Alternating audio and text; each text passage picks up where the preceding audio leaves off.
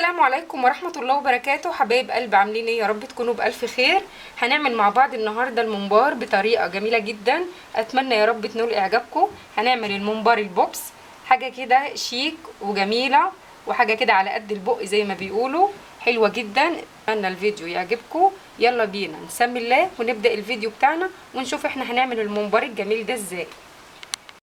عندي هنا الرز بتاعي طبعا مغسول ومتصفي كويس جدا. هنضيف عليه بصلة مبشورة ناعمة، وهضيف طبعا خضرة المحشي بتاعتي شبت وبقدونس وكزبرة،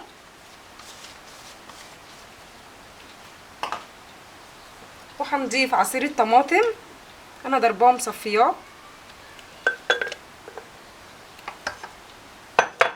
وعندي هنا قرن فلفل حامي وقرن فلفل بارد، بحبهم جدا على الممبار والمحشي، بيدوا طعم حلو جدا. وهضيف البهارات بتاعتي، فلفل ملح وثوم وكزبره وكمون وشطه، خلطه جميله جدا بستخدمها للمحشي. وهضيف صلصه الطماطم بتاعتي،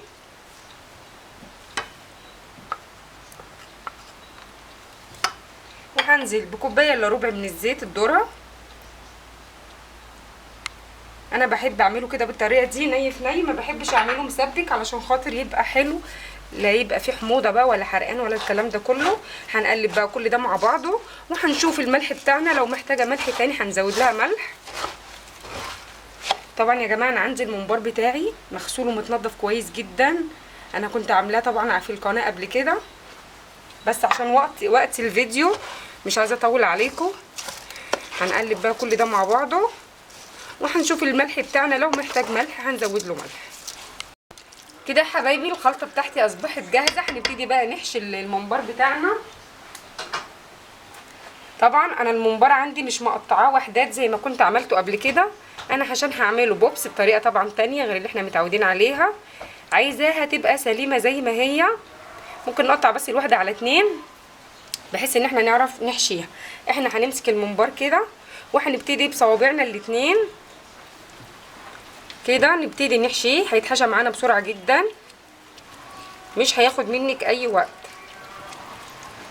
طبعا احنا مش بنكبس الممبار، لازم نسيبه مهوي شويه عشان ما يفرقعش مننا.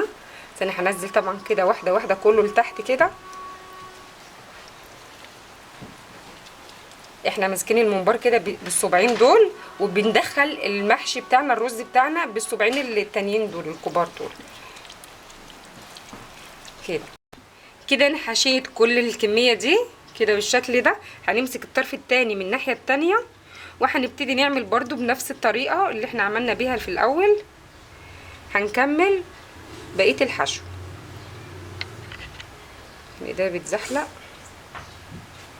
كده حبايب قلبي، نمسكها كده ونحشي الصبعين دول كده. بيتحشي معانا بسرعه جدا. الناس اللي بتقول الممبار بياخد وقت، لا هو ما بياخدش وقت خالص، بيتعمل بطريقه حلوه زي ما انا بعمل كده، ما بتاخدش معاك وقت خالص في الحشو. بصوا اهو، هنيجوا منزلين ده لتحت كده ونكمل بقيه حشو الممبار بتاعنا، وهكذا هنخلص بقى. عشان انا جايبه كيلو، هنخلص بقيه حشو الكميه اللي معايا كلها وارجع لكم تاني حبايب قلبي.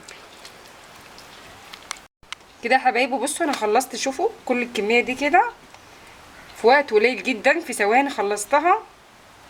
هنشيلها بقى هنا كده، نركنها بقى هنا على جنب، ونكمل بقى بقيه الممبار بتاعنا. بعد ما خلصت كل الكميه حبايب قلبي، هنبتدي بقى نربط الممبار بتاعنا.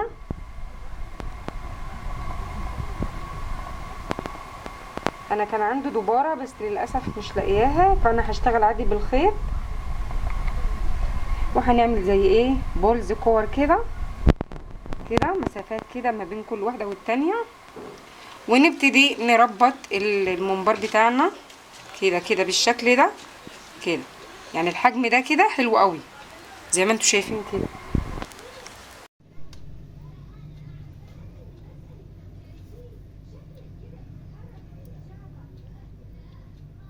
وبكده يا حبايبي زي ما انتم شايفين هنربط كل الممبار زي ما انتم شايفين كده بالشكل ده. هنخلص بقى كل الكميه اللي معايا دي، وهنروح بقى على البوتاجاز. يا حبايبي ميه على النار فيها طماطم وبصل وحبهان ورق لورا عود قرفه. هننزل بقى بالممبار بتاعنا كده. بسم الله الرحمن الرحيم.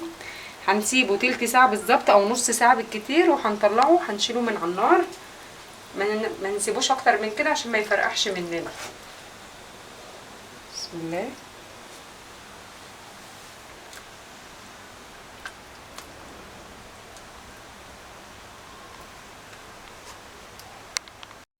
شايفين يا حبايبي؟ بسم الله ما شاء الله. الممبار بتاعنا خلاص كده عدى عليه 20 دقيقة او 25 دقيقة تقريبا. بسم الله ما شاء الله. وكده خلاص استوى معانا. هنطفي بقى عليه النار وهنبتدي نحمر الممبار. انا كده يا حبايبي حطيت شوية زيت وشوية سمنة. هنبتدي نحمر بقى الممبار بتاعنا. بسم الله الرحمن الرحيم. هنحمره زي ما هو كده، وبعد كده هنشيل منه الخيط خالص اللي فيه ده كله.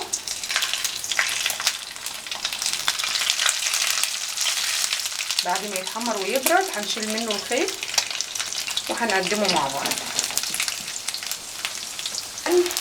هنطلعه بقى ونكمل بقية التحمير.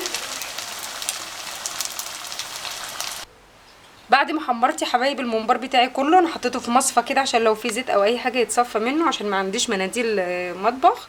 هنبتدي بقى نرصه في طبق الغرف بتاعنا.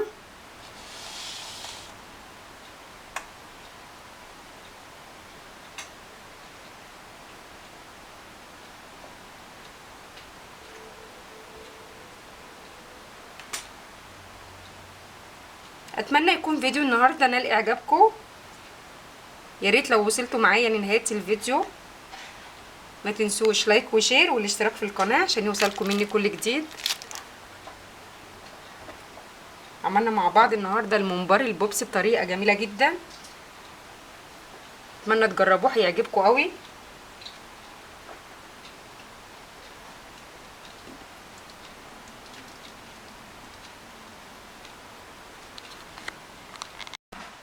وبكده يا حبايبي بنكون وصلنا لنهايه الفيديو النهارده. اتمنى يكون الفيديو نال اعجابكم.